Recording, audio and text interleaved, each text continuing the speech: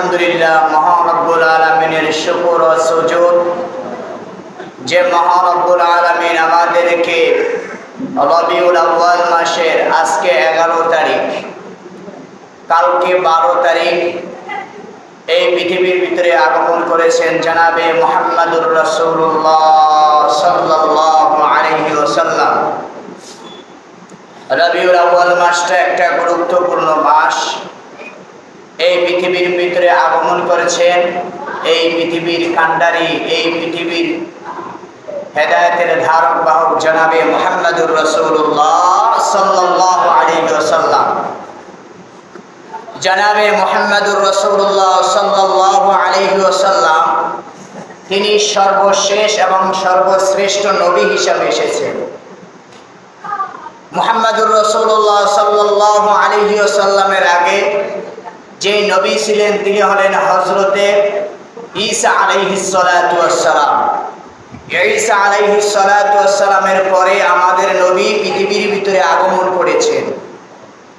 ঈসা আলাইহিস সালাতু ওয়াস সালাম এই পৃথিবী থেকে আল্লাহ পাক তাকে উঠিয়ে নিয়েছেন।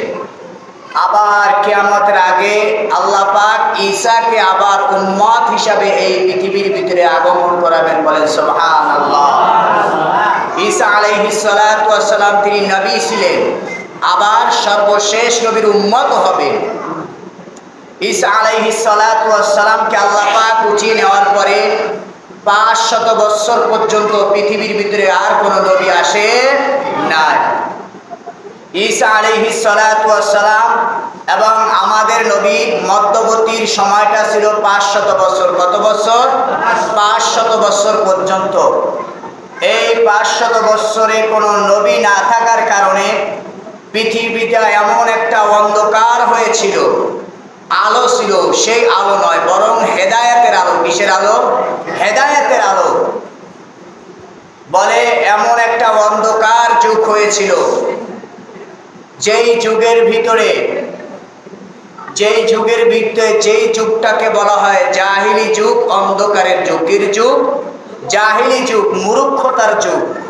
জ্ঞানী ছিল তারপর মূর্খতার যুগ বলা হয়। তাহলে সেই যুগটাকে বলা হয় জাহিলিয়াতের যুগ। যেই যুগের ভিতরে কোনো মানবতা ছিল না, যেই যুগের ভিতরে আল্লাহ যে এক, আল্লাহকে বিশ্বাস করত, তারপর আল্লাহর সাথে আরো শরীককে তারা বাড়িয়ে নিয়েছিল। এবং যেই যুগটার ভিতরে মানুষ মানুষের ভেদাভেদ ছিল, মানুষ মানুষের দূরত্ব ছিল, একজন মানুষের কাছে আরেকজন মানুষের কোনো জীবনের মূল্য ছিল না, কোনো দাম ছিল না। সামান্য কিছু হলেই তারা যুদ্ধের ভিতরে লিপ্ত হয়ে যেতেন। মারামারি, কাটাকাটি, হানাহানি সব কিছুর ভিতরে তারা লিপ্ত হয়ে গেছিলেন। এক আল্লাহ তারা আল্লাহ বলে স্বীকার করতেন। তারপরও তারা বিভিন্ন জিনিসের লাত, উজ্জা, মানাত এবং হবল, বিভিন্ন মূর্তি পূজাকে তারা আল্লাহর শরীক মনে করতেন। যারা এক আল্লাহর মনে করতেন, ওই সমস্ত মূর্তিগুলো আল্লাহর কাছে সুপারিশ করলে সেই সুপারিশগুলোকে আল্লাহ কবুল করেন, এরকম তারা ভেবে তারা মূর্তির সামনে সেজদা করতেন। শুধু মূর্তি নয়, বরং তারা এমন অন্ধকারের ভিতরে নিমজ্জিত ছিলেন, তারা চন্দ্রকে সেজদা করতেন, সূর্যকে সেজদা করতেন, বড় একটা গাছ দেখলে তারা সেজদা করতেন। আজকে বর্তমানে হিন্দুরা বড় গাছ দেখলে পূজা করে না? গাছের করে কিনা? করে। চন্দ্রের পূজা করে, সূর্যের পূজা করে। এগুলো তারা পূজা করত কেন? তারা মনে করত এগুলো সুপারিশ করলে সেগুলো আল্লাহর কাছে সেই সুপারিশ কবুল হয়। এই সমস্ত ভ্রান্তনা ধারণাকে আল্লাহ পাক উদ্ঘাটন করার জন্য পৃথিবীর ভিতরে একজন নবী পাঠিয়েছেন, যার নাম হলো মুহাম্মদুর রাসূলুল্লাহ সাল্লাল্লাহু আলাইহি ওয়াসাল্লাম। এবং আপনারা জানেন মক্কার ভিতরে 360টা মূর্তি ছিল। কয়টা মূর্তি? 360টা মূর্তি ছিল। তার ভিতরে সবচাইতে যে বড় মূর্তি ছিল হবল। কি? হবল। এটা ছিল 360টার ভিতরে সবচাইতে বড় মূর্তি। এই মূর্তি তারা সেজদা করত এবং মনে করত এই মূর্তি তাদের ভালো এবং মন্দকে তাদের জীবনে বয়ে আনতে পারে। আল্লাহ পাক সেই শিরককে দূর করার জন্য আল্লাহ পাক পৃথিবীর ভিতরে একজন মানবকর্তা পাঠিয়েছিলেন, যার নাম হলো মুহাম্মাদুর রাসূলুল্লাহ সাল্লাল্লাহু আলাইহি ওয়াসাল্লাম। শুধু তাই নয়, সেই সময় আরবের ভিতরে ইসলাম আসার পূর্বে তারা পাপের সাগরে ডুবেছিল। তাদের অবস্থা ছিল, সামাজিক অবস্থা ছিল ভয়াবহ। তারা মনে করতেন তারা শরাব পান করতেন, তারা জুয়া খেলতেন। বর্তমানে শরাব পান করে, জুয়া পান করে কিনা জোরে বলো। আজকে বর্তমান মুসলমানরাও শরাব পান করে বিভিন্ন সূরতে। মদ যেটাকে বলা হয় মদ, সেটা বিভিন্নভাবে আজকে মুসলমানদের বিভিন্ন নাম দিয়ে খাওয়াচ্ছে। যেই শরাব এবং জুয়া খেলা আরবের ভিতরে সবচেয়ে একটা বড় প্রথা ছিল। কেউ যদি মদ এবং জুয়া না খেলতো, তাকে কৃপণ এবং ছোট লোক বলে গালি দেওয়া হতো। কৃপণ এবং ছোট লোক বলে কি দেওয়া হতো? গালি দেওয়া হতো, যদি কেউ জুয়া এবং মদ না খেত। এরকম অবস্থা হয়ে গেছিল। যদি কারো থেকে যদি ঋণ নিত, তাহলে ধনীরা উচ্চ হারে তাদের থেকে সুদ গ্রহণ করতেন, যেটাকে একটা মানব জাতির জন্য একটা ভয়াবহ জিনিস।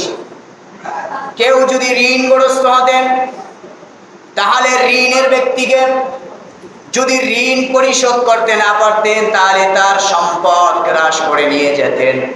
এমনও আছে তার ধন সম্পদ, স্ত্রী সবগুলোকে দখল করতেন। আল্লাহ নবী বলেছেন হাদিসের ভিতরে, আরব সমাজের সবচাইতে বড় একটা পাপাচার ছিল, তারা জীবন্ত মেয়েদেরকে তারা কবর দিতেন। আরবের ভিতরে রাসূলের আগের যুগে মেয়েদের কোনো দাম ছিল না, এবং মেয়েদের কোনো সামাজিক পর্যায়ে কোনো ইজ্জত ছিল না, সম্মান ছিল না। তারা মেয়েরা কোনো জিনিসের শরীক থাকতেন না, তাদেরকে একটা শুধু ব্যবহৃত পণ্যে মনে করা হতো। আবার এক এক সময় ওই সময়ের ভিতরে নারীদেরকে তারা মনে করত যেটা অশোভনীয়, অকল্যাণ। এই জন্য তারা নারীদেরকে জীবন্ত পুঁতে রাখতেন। জীবন্ত কি করতেন? পুঁতে রাখতেন, নারীদেরকে হত্যা করতেন তারা। সেই ভয়াবহতা অবস্থায় জাহেলি যুগের সব কিছুকে ভেদ করে আল্লাহ সত্যের সূর্যকে উদিত করেছিলেন। সত্যের সূর্যকে উদিত করেছিলেন। যে মানবটা ছিলেন জনাবে মুহাম্মাদুর রাসূলুল্লাহ সাল্লাল্লাহু আলাইহি ওয়াসাল্লাম। আমাদের নবী আরবের ভিতরে আগমন করেছেন। কোথায়? আরবের ভিতরে। তার মায়ের নাম ছিল আমেনা। তার মায়ের নাম ছিল কি? আমেনা। এবং তার বাবার নাম ছিল আব্দুল্লাহ। তার বাবার নাম কি? আব্দুল্লাহ ছিলেন। আমেনার কোল ধরে আল্লাহ পাক পৃথিবীর ভিতরে সর্বশ্রেষ্ঠ নবী আরবের ভিতরে পাঠিয়েছিলেন। সেই নবীকে গোটা পৃথিবীর জন্য আল্লাহ পাক রহমত স্বরূপ পাঠিয়েছেন। বলেন সুবহানাল্লাহ। মুহাম্মাদুর রাসূলুল্লাহ সাল্লাল্লাহু আলাইহি ওয়াসাল্লাম আমাদের জন্য সর্বশ্রেষ্ঠ একটা উপহার। সর্বশ্রেষ্ঠ একটা কি? উপহার। আল্লাহ রাব্বুল আলামিন কোরআনে কারীমের ভিতরে বলেছেন, ওয়া মা আরসালনাকা ইল্লা রাহমাতাল লিল আলামিন। আল্লাহ রাব্বুল আলামিন নবী, আপনাকে আমি গোটা পৃথিবীর জন্য রহমত স্বরূপ প্রেরণ করেছি। আল্লাহ নবী সাল্লাল্লাহু আলাইহি ওয়াসাল্লাম কতটা রহমত, কতটা বরকত আল্লাহ নবী সাল্লাল্লাহু আলাইহি ওয়াসাল্লাম ছিলেন। আল্লাহ নবী সাল্লাল্লাহু আলাইহি ওয়াসাল্লাম আরবের ভিতরে যখন ছিলেন, বিশ্ব নবী ছোট্ট শিশু সন্তান, তিনি তার মায়ের দুধ পান করেছিলেন এবং আরেকজন দাসী সুলাইবার দুধ পান করেছিলেন এবং সর্বশেষ দুধ পান করেছিলেন হালিমা রাদিয়াল্লাহু তাআলা আনহা। কার? হালিমা রাদিয়াল্লাহু তাআলা আনহা বিশ্বনবী দুধ পান করেছিলেন। আরবের ভিতরে একটা প্রথা ছিল যে ছোট্ট ছোট্ট শিশুদেরকে তারা গ্রামে পাঠিয়ে দিতেন। এতে করে ছেলে সন্তানগুলো ভালোভাবে তারা লালিত পালিত হতেন এবং বিশুদ্ধ তারা আরবি শিখতে পারতেন, বিশুদ্ধ তারা আরবি শিখতে পারতেন। এই জন্য বাচ্চাদেরকে দূর দূরান্ত পাঠিয়ে দিতেন। আবার গ্রাম অঞ্চলের মেয়েরাও তারাও আরবের ভিতরে আসতেন বাচ্চা নেওয়ার জন্য। কি জন্য? বাচ্চা নেওয়ার জন্য তারা আসতেন। কারণ যদি কোনো বাচ্চা যদি তারা লালিত পালিত করতেন তাহলে তারা ভালো ভালো উপঢৌকন পেতেন, টাকা পেতেন, বিভিন্ন জিনিস উপহার পেতেন। এই জন্য তারা দূর দূরান্ত থেকে, তায়েফ থেকে, বিভিন্ন জায়গা থেকে সেই জমানায় ছোট্ট ছোট্ট বাচ্চাদেরকে তারা নিতে আসতেন। আল্লাহ নবী সাল্লাল্লাহু আলাইহি ওয়াসাল্লাম ছোট্ট শিশু। আল্লাহ নবী সাল্লাল্লাহু আলাইহি ওয়াসাল্লাম এই পৃথিবীতে আসার পূর্বে তার বাপ হারিয়েছিলেন। আল্লাহ নবী তার বাপের চেহারা কোনোদিন দেখেন নাই। আল্লাহ নবী যখন মায়ের গর্ভে ছিলেন সেই সময় আল্লাহ পাক বিশ্ব নবীর পিতাকে দুনিয়া থেকে বিদায় করে নিয়েছিলেন। আল্লাহ নবী সাল্লাল্লাহু আলাইহি ওয়াসাল্লাম এই পৃথিবীর ভিতরে এতিম হিসাবে আগমন করেছিলেন। রাসূলুল্লাহ সাল্লাল্লাহু আলাইহি ওয়াসাল্লামের বাবা ছিলেন না, তার মা ছিলেন আমেনা। যেহেতু তার পিতা নাই, আমেনার তেমন কোনো দুধ নাই, এজন্য তিনি একজন দাসীর দুধ পান করেছিলেন চুরাইয়ার। কিন্তু বিশ্বনবীকে ভালো আরবি শিক্ষার জন্য এবং দুধ পান করার জন্য, ভালোভাবে লালিত পালিত করার জন্য গ্রাম অঞ্চলে পাঠিয়ে দিবেন। এই জন্য বিশ্বনবীকে সেই আরবের কথা অনুযায়ী তাকেও বাজারে নিয়ে আসলেন। বিশ্বনবীকে বাজারে নিয়ে আসলেন কারণ এক জায়গায় শিশুদেরকে রাখলে গ্রাম অঞ্চল দূর দূরান্ত থেকে মানুষরা ওই বাচ্চাদেরকে নিয়ে যেতেন বিভিন্ন চুক্তির মাধ্যমে। 1 বছর, 2 বছর, 3 বছর এটা যদি তারা লালন পালন করতেন, কেউ বড় বড় উপঢৌকন 1টা, 2টা, 3টা ঘোড়া এরকম বিনিময় তারা বাচ্চাদেরকে নিয়ে যেতেন। হযরতে হালিমা সাদিয়া রাদিয়াল্লাহু তাআলা বলেন, আমিও সেই অনুযায়ী আমিও তায়েফ থেকে সাদি বংশের মহিলাদের সাথে আসতেছিলাম। কিন্তু হযরতে হালিমা সাদিয়া রাদিয়াল্লাহু তাআলা পর্যাপ্ত খাবার ছিলেন না। তিনি বলেন, আমার একটা শিশু সন্তান ছিল, সেই শিশু সন্তান আমার দুধ পান করলে তার পর্যাপ্ত পরিমাণ হতো না। হযরতে হালিমা সাদিয়া রাদিয়াল্লাহু তাআলা বলেন, আমি সেই সুদূর তায়েফ থেকে আরবের ভিতরে আসছি শিশু সন্তান নেওয়ার জন্য, কিন্তু আমার এতটা খাদ্যের অভাব ছিল সেই সময় তায়েফের ভিতরে যে যেই খাবার খেয়ে মায়ের বুকে দুধ আসবে, সেই দুধ সন্তান পান করবে, সেই খাবারটাও হালিমার ছিল না। হযরতে হালিমা সাদিয়া রাদিয়াল্লাহু তাআলা বলেন, আমিও সেই সুদূর তায়েফ থেকে যখন দুর্ভিক্ষ ছিল, আমার কোনো খাদ্য নাই, আমার একটা ছোট্ট শিশু সন্তান, সেও দুধ পান করবে পেট ভরে, সেটাও পান করতে পারে না। আমাদের একটা ঘোড়া ছিল, যেই ঘোড়াটা ছিল অতি দুর্বল, যেটা ঠিক মতো হাঁটতে পারে না। বলতেছে আমাদের একটা ঘোড়া তায়েফ থেকে আরবের বুকে মক্কায় যে আসবেন যেই ঘোড়ায় চড়ে, সেই ঘোড়াটা ছিল অতি দুর্বল। কি ছিল?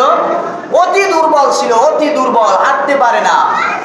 তাদের সাথে যাদের সাথে তিনি সঙ্গী হয়েছেন তাদের ঘোড়া তো শক্তিশালী, কারণ তাদের খাবার আছে, তাদের ঘোড়াকে খাবার দিতে পেরেছে, এই জন্য তাদের ঘোড়া শক্তিশালী। আর তিনি তো গরিব মানুষ, তার ঘোড়াকে নিজেই খেতে পারেন না, ঘোড়াকে খাওয়াবে কি? এই জন্য তার ঘোড়াটা অতি দুর্বল। অন্যান্য সঙ্গীরা বিরক্তি হয়ে গেছে, কতক্ষণ লেট করা যায়, এই জন্য তার ঘোড়া দুর্বল। হালিমা সাদিয়া রাদিয়াল্লাহু তাআলা বলেন যে আমি আস্তে আস্তে আস্তে আস্তে করে অনেক কষ্ট করে আমি মক্কা এসে পৌঁছলাম, মক্কা এসে পৌঁছলাম। হযরতে হালিমা সাদিয়া রাদিয়াল্লাহু তাআলা বলেন, অনেক কষ্ট করে আমি মক্কার প্রান্তে পৌঁছলাম। যেহেতু আমার খাদ্য ছিল না, আমার বুকে দুধ নাই, আমার সন্তানে খেতে পারে না। যখন আমি যখন বড় লোকের সন্তান আনতে যাই, তখন তারা বলে এই মহিলার নিজের খাদ্য নাই, তার নিজেরই দুধ নাই, বাচ্চাকে খাওয়াতে পারে না, সুতরাং তাকে আমাদের সন্তান দেওয়া যাবে না। বলতেছে এই মহিলা নিজেই খেতে পারে না, সে আমার বাচ্চাকে কি খাওয়াবে? কারণ তারও তো একটা বাচ্চা আছে, সেই বাচ্চাকে খাওয়ার পরে তো তার বাচ্চাকে খাওয়াবে নাকি। তো বলতেছে আমি যখন মানুষরা, অন্যান্য মানুষরা যারা বড়লোক বড় আছে তাদের বাচ্চাকে তারা নিয়ে যেতেছে, ভাগে ভাগে সবাই নিয়ে যেতেছে, কিন্তু তাকে কেউ বাচ্চা দিতেছে না, তাকে কেউ বাচ্চা দেয় না। হযরতে হালিমা সাদিয়া রাদিয়াল্লাহু তাআলা সারাক্ষণ চেষ্টা করলেন, একটা বাচ্চাও পেলেন না, একটা বাচ্চাও পাইতেছে না, কেউ তাকে বাচ্চা দেয় না। হযরতে হালিমা সাদিয়া রাদিয়াল্লাহু তাআলা অনেক কষ্ট করে ধৈর্য ধারণ করলেন। সন্ধ্যা হয়ে যাচ্ছে, সকল মহিলারা বাড়ির দিকে বাচ্চা নিয়ে রওনা হইতেছে, কিন্তু এতিম শিশু মুহাম্মদকে কেউ নেয় না, কারণ সকলেই জানে মুহাম্মাদের পিতা নাই, তাকে যদি আমরা নেই তেমন কোনো আমরা উপহার পাবো না। মুহাম্মদকে কেউ নিতে চায় না, কারণ তার তো পিতা নাই, তাকে নিয়ে লাভ কি? তাকে নিয়ে কোনো লাভ আছে বলেন? তাকে কোনো লাভ নাই, বড় কোনো উপঢৌকন পাওয়া যাবে না, বড় কোনো হাদিয়া পাওয়া যাবে না, তাকে নিয়ে লাভ কি? হযরতে হালিমা সাদিয়া বলেন, সকল শিশু সন্তানগুলো, সকল মহিলারা ভাগ করে যার যার মতে নিয়ে গেলেন। এতিম শিশু মুহাম্মদ তার মায়ের কোলে বসে রয়েছেন, কেউ তাকে নেয় না এতিম দেখে। হযরতে হালিমা সাদিয়া রাদিয়াল্লাহু তাআলা চিন্তা করতে লাগলেন, তিনিও যেহেতু গরিব মানুষ, তাকে কেউ সন্তান দেয় না, এখন বিনা হাতে শূন্য হাতে ফিরে যাবেননি। হযরতে হালিমা সাদিয়া বলতেছেন, ও স্বামী, সেই সুদূর তায়েফ থেকে আমরা এসেছি, এত কষ্ট করে আমরা সেই তায়েফ থেকে আসছি, এখন আমরা কি সর্বশেষ খালি হাতে ফিরে যাব নাকি? কারণ খালি হাতে ফিরে যাওয়ার চাইতে এই এতিম শিশুকে নিয়ে যাওয়া আমাদের জন্য ভালো হবে। বলেন সুবহানাল্লাহ। হযরতে হালিমা সাদিয়া রাদিয়াল্লাহু তাআলা বলতেছেন, খালি হাতে ফিরে যাওয়ার চাইতে এতিম শিশুকে নিয়ে যাওয়াই ভালো। এতিম শিশুকে কি নিয়ে যাওয়াই ভালো, তাকে নিয়ে যাই, কিছু পাই আর না পাই সেটা বড় কথা, কিন্তু এতিম শিশুকে লালন পালন করে তাকে আবার তাকে ফিরিয়ে দিয়ে যাব। হযরতে হালিমা সাদিয়া রাদিয়াল্লাহু তাআলা স্বামীকে যখন এই পরামর্শ জিজ্ঞাসা করলেন, স্বামী বললেন, ঠিক আছে, যেহেতু আমরা আসছি এত কষ্ট করে, তাহলে খালি হাতে ফিরে যাওয়ার চাইতে এই মুহাম্মদকে নিয়ে যাওয়াই ভালো। হযরতে হালিমা সাদিয়া রাদিয়াল্লাহু তাআলা যখন শিশুকে নেওয়ার জন্য মা আমিনার কাছে হাত বাড়াইলেন, মুহাম্মাদুর রাসূলুল্লাহ সাল্লাল্লাহু আলাইহি ওয়াসাল্লাম সাথে সাথে ওই মা হালিমার কোলে সোজা বিশ্বনবী চলে গেলেন। হযরতে হালিমা সাদিয়া রাদিয়াল্লাহু তাআলা বলেন, যখন আমি বিশ্বনবীকে কোলে নিলাম হাত বাড়িয়ে, আল্লাহ পাক এতটা বরকত দিলেন, এতটা বরকত দিলেন। হযরতে হালিমা বলতেছেন, আমার যে ক্ষুধা ছিল আল্লাহ সাথে সাথে ক্ষুধাকে নিবারণ করে দিলেন, এবং আমার বাচ্চা যে দুধ খাইতে পারেন না, আল্লাহ পাক আমার দুধে এতটা দুধ দিয়েছিলেন, আমার সন্তান খাওয়ার পরও, মুহাম্মদ খাওয়ার পরও পর্যাপ্ত পরিমাণ দুধ ছিল। হযরতে হালিমা বলেন, আমি যখন মুহাম্মদকে কোলে নিলাম, আল্লাহ পাক আমার দুধের ভিতরে এতটা বরকত দিয়েছিলেন যে আমি যখন আমার সন্তানকে দুধ পান করায়, তার সন্তানও পেট ভরে, মুহাম্মদও পেট ভরে খাওয়ার পরও আরো দুধ তার দুধের ভিতরে রয়ে গেছেন। বলেন সুবহানাল্লাহ। হযরতে হালিমা সাদিয়া বলতেছেন, আমাদের যে দুর্বল যে গাধাটা ছিল, ওই গাধাটা অতি দুর্বল, গাধা থেকে দুধ বের হয় না, কারণ গাধাকে তো খাবার দিতে পারে না, দুধ বের হবে কোথা থেকে?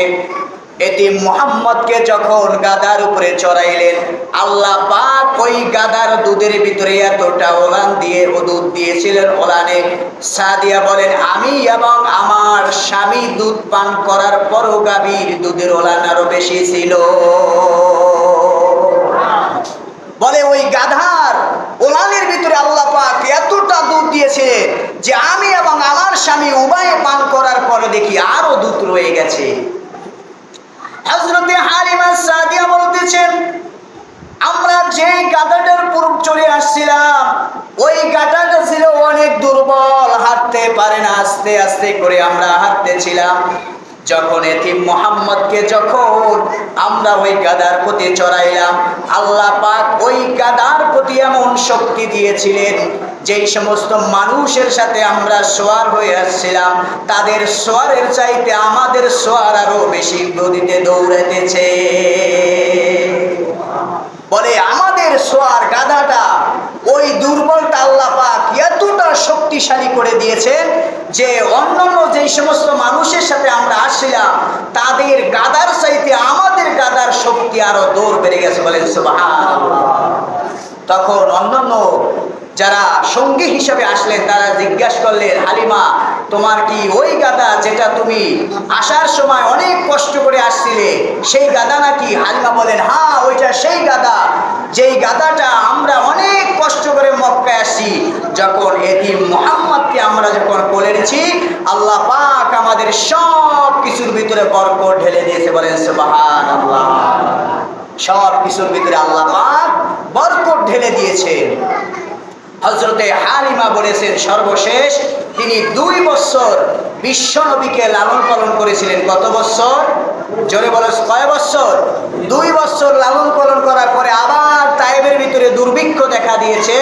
দুর্ভিক্ষ দেওয়ার পরে আবার হালিমা রাদিয়াল্লাহু তাআলা আনহা বিশ্বনবীকে মক্কায় মায়ের কাছে বুঝিয়ে দেওয়ার জন্য তিনি আবার মুহাম্মদকে নিয়ে আসলেন। যখন তিনি আরবের ভিতরে আসলেন, আসার পরে দেখতেছে আরবের ভিতরে বিভিন্ন রোগ ব্যাধি ছড়ায়া পড়তেছে, ভাইরাস, কি ভাইরাস ছড়ায়া পড়তেছে। হযরতে হালিমা রাদিয়াল্লাহু তাআলা বিশ্বনবীর এত সুন্দর বরকত পেয়ে তিনি চাচ্ছিলেন না এতিম মুহাম্মদকে আবার তার মায়ের কাছে ফিরে দেখ, তিনি চাচ্ছেন আরো 1 বছর তাকে লালন পালন করুক, আরো 1 বছর কি লালন পালন করুক। এই জন্য হযরতে হালিমা বিভিন্ন কৌশলে তার মাকে বুঝিয়ে শুনে আবার নবী মুহাম্মদকে তিনি সঙ্গে করে সেই তায়েবে নিয়ে গেলেন। বিশ্ব নবী মুহাম্মদুর রাসূলুল্লাহ সাল্লাল্লাহু আলাইহি ওয়াসাল্লাম আল্লাহ পাক তাকে শিশু বয়সে ইনসাফ দিয়েছিলেন, ইনসাফ করেছিলেন। হযরতে হালিমা বর্ণনা করেন যেহেতু তার এক সন্তান ছিল, সে উত্তরীয় সন্তান, বিশ্বনবী 2 জন সন্তান দুধ পান করতেন। হযরতে হালিমা বলতেছেন তার দুধ ভাই যেই দুধ পান করত মুখে দিয়ে, বিশ্বনবী কোনোদিন সেই দুধ মুখে নেয় নাই। সুবহানাল্লাহ। বলে তার দুধ ভাই যেই দুধটা সর্বদা পান করতেন বিশ্বনবী কোনোদিন সেই দুধ 1 সিটার জন্য মুখে নেয় নাই। হালিমা যতবার ওই দুধের কাছে মুখ নেয় ততবার বিশ্বনবী মুখ ফিরে নিয়ে আসেন। তাহলে দেখেন শিশু বয় থেকে ইনসাফ কি জিনিস, এবং ইনসাফকে সঠিক বাস্তবায়ন করার জন্য বিশ্বনবী তার ভাইয়ের হকের প্রতি একটা মুখ চুমু দেন না। তাহলে আল্লাহ পাক বিশ্বনবীকে ছোটকাল থেকে ইনসাফ করে গড়ে তুলেছেন।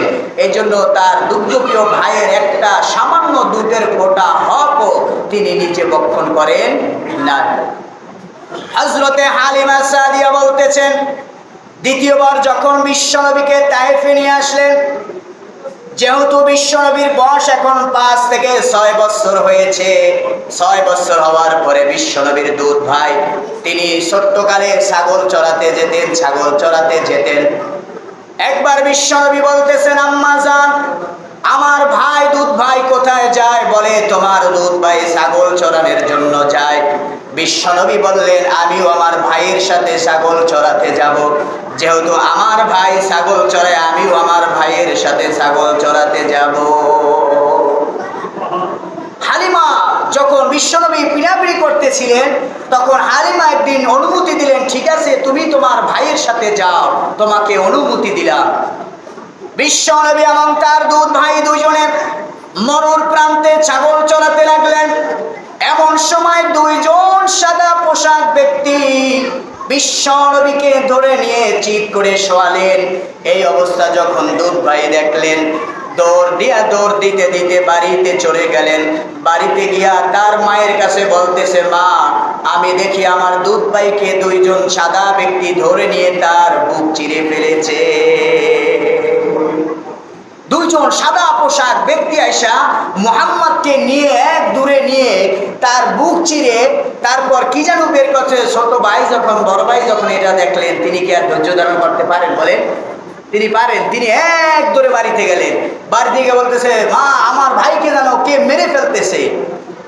এরপরে ওই হালিমা এবং তার স্বামী দুইজনে দৌড়াতে দৌড়াতে আয়েশা দেখতেছেন যে এক জায়গায় বিশ্বনবী মুহাম্মদুর রাসূলুল্লাহ সাল্লাল্লাহু আলাইহি সাল্লাম বসে রইলেন।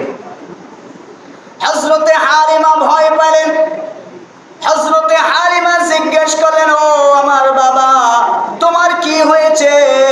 মুহাম্মদুর রাসূলুল্লাহ সাল্লাল্লাহু আলাইহি ওয়াসাল্লাম বললেন, আমি যখন আমার ভাইয়ের সাথে ছাগল চরাতে ছিলাম, দুইজন সাদা পোশাক ব্যক্তি আইসা আমাকে ধরে নিয়ে আমাকে বুক চিরে যেন তারা কি বের করে নিয়ে গেছে। অর্থাৎ হাদিসের ভিতরে আসছে ওই সময় বিশ্বনবীর কলিজাকে আল্লাহ পাক ধুয়ে ঝমঝম কূপের পানি দ্বারা ধুয়ে এবং পরিপূর্ণভাবে অন্তর থেকে যেই সমস্ত লোভ লালসা, যেই সমস্ত খারাপি যা কিছু আছে, আল্লাহ পাক ওই ফেরেশতাদের মাধ্যমে তার কলিজা সিনাকে ঝমঝমের পানি দ্বারা ধুয়ে আবার স্থান মতো বসিয়েছে। হযরতে মুহাম্মদুর রাসূলুল্লাহ সাল্লাল্লাহু আলাইহি ওয়াসাল্লাম ওই সময় থেকে মুহাম্মদ থেকে সব কিছুর লালসা দূর করে দিলেন। আল্লাহ পাক মুহাম্মাদের ভিতরে একটা নূর বসিয়ে দিলেন, যেই নূর গোটা পৃথিবীর জন্য রহমত স্বরূপ। আল্লাহ রাব্বুল আলামিন মুহাম্মাদের ভিতরে এমন একটা নূর পয়দা করে দিলেন, মুহাম্মাদের কাছে যে ব্যক্তি যেত মুহাম্মদকে দেখে, তাকে দেখে সাথে সাথে ইসলাম গ্রহণ করত। মুহাম্মদুর রাসূলুল্লাহ সাল্লাল্লাহু আলাইহি ওয়াসাল্লাম এই জন্য মুহাম্মদ গোটা পৃথিবীর জন্য একটা রহমত স্বরূপ। যখন আরবের ভিতরে যখন মানুষদেরকে, মেয়েদেরকে জিন্দা কবর দেওয়া হতো, হাদিসের ভিতরে আসছে যে তৎকালীন জমানায় আরবের ভিতরে মেয়েরা ছিল সমাজের জন্য একটা কলঙ্ক। আল্লাহ নবী সাল্লাল্লাহু আলাইহি ওয়াসাল্লাম বলেছেন যে মেয়েদেরকে দুইটা কারণে জিন্দা কবর দেওয়া হতো। কয়টা কারণ? দুইটা কারণ। এক নাম্বার কারণ, তারা মনে করত যে ফেরেশতারা হলো আল্লাহর কন্যা। কার? আল্লাহর কন্যা। দুই নাম্বার কারণ হলো কন্যা সন্তানের ভরণ পোষণ দেওয়ার ভয়ে, দরিদ্রতা হয়ে যাওয়ার ভয়ে তারা কি করত? মেয়েদেরকে তারা জীবন্ত কবর দিত। আরেকটা ভয় ছিল যে তার মেয়েকে বিবাহ দেওয়ার পরে তার স্বামী দ্বারা নির্যাতিত হয় কিনা, তার স্বামী দ্বারা অপমানিত হয় কিনা, এই ভয়ে তারা নারীদেরকে জীবন্ত কবর দিয়ে দিত। আজকে বর্তমান সমাজেও আজকে প্রত্যেকটা পিতামাতা কন্যা সন্তান দ্বারা আজকে তারা বিভিন্ন বিভ্রান্ত হতেছে, ঠিক কিনা বলেন? এমনও আছে কন্যা সন্তান হওয়ার কারণে তার স্ত্রীকে তালাক দিয়েছে। এই বাংলাদেশে এমন ঘটনা হয়েছে। আজকে কন্যা সন্তান হলে বাবা মার মুখটা, আজকে বাবার মুখটা ছোট্ট হয়ে যায়, ঠিক কিনা? ছোট হয় না? ছোট হয়ে যায়। কন্যা হলে, মেয়ে হলে যেই খুশি হয় তার চাইতে ছেলে হলে আরো বেশি খুশি হয়, ঠিক কিনা? জোরে কর। আরো বেশি খুশি হয় না? আরো বেশি খুশি হয়। আজকে কন্যা সন্তান দেখলে কেমন জানি ভিতরে তেমন কোনো ভালোবাসা নাই, মেয়েদের প্রতি তেমন কোনো ভালোবাসা নাই। মেয়েদেরকে আমরা ছোট চোখে দেখি, কিন্তু মেয়েরা হলো একটা পরিবারের জন্য রহমত এবং বরকত। বলেন সুবহানাল্লাহ। কন্যা সন্তান একটা পরিবারের জন্য রহমত এবং বরকত। আল্লাহ নবী সাল্লাল্লাহু আলাইহি ওয়াসাল্লাম হাদিসের ভিতরে বলেছেন, কোন ব্যক্তির যদি একটা কন্যা সন্তান থাকে, আল্লাহ পাক তাকে একটা জান্নাতের মালিক বানিয়ে দেবেন। বলেন সুবহানাল্লাহ। সাহাবায়ে কেরাম জিজ্ঞাসা করলেন, ইয়া রাসূলুল্লাহ, কোন ব্যক্তির যদি দুইটা কন্যা সন্তান থাকে তাহলে তাকে দুইটা জান্নাত দেওয়া হবে নাকি? আল্লাহ নবী বললেন, হ্যাঁ, অবশ্যই দুইটা জান্নাত দেওয়া হবে।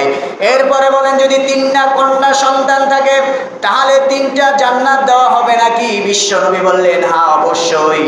তবে কথা হলো সেই কন্যাকে ছোটকাল থেকে সঠিকভাবে তাকে বিবাহ রাখ পর্যন্ত পিতা মাতার যে হক, সেই হক আদায় করে তাকে বিবাহ করিয়ে শেষ পর্যন্ত করতে হবে। একটা সন্তানের প্রতি পিতামাতার হক কি?